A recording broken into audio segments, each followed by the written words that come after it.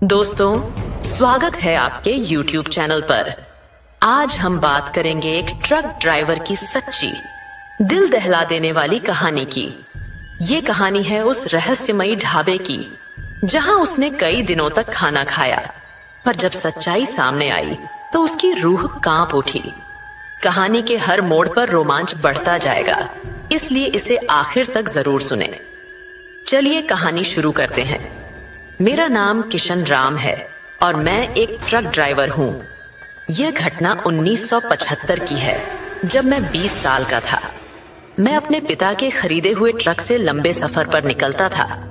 उस वक्त महाराष्ट्र के एक गांव के पास सड़क निर्माण का काम चल रहा था। बाकी ड्राइवर रात में अपने घर चले जाते थे, लेकिन मेरा घर दूर होने के कारण मैं ट्रक में ही खाता पीता और सोता था। एक रात जब मैं ट्रक में सो रहा था, किसी ने दरवाजा खटखटाया।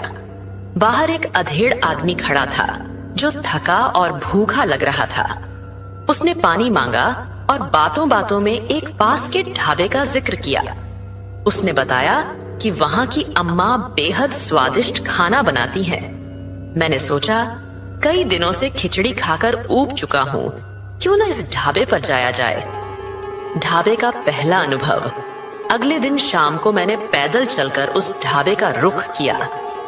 कच्चे रास्ते पर चलते हुए एक झोपड़ा दिखा, जिसके बाहर लालटेन जल रही थी।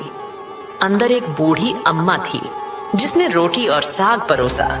उसने वादा किया कि अगली रात मेरे लिए खास मांस पकाएगी।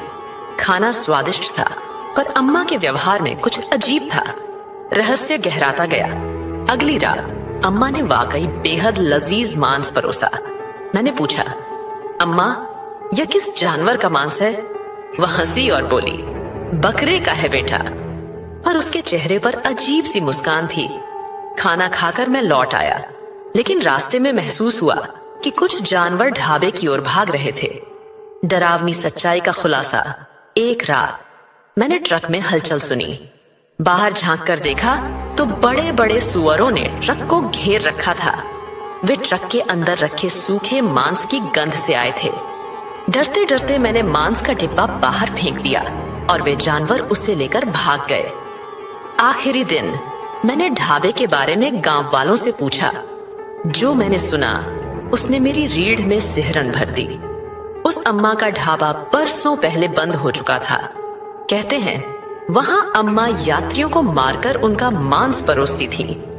दोस्तों, यह कहानी यहीं खत्म होती है, पर सोचिए, क्या हम हमेशा अपने आसपास की सच्चाई जानते हैं?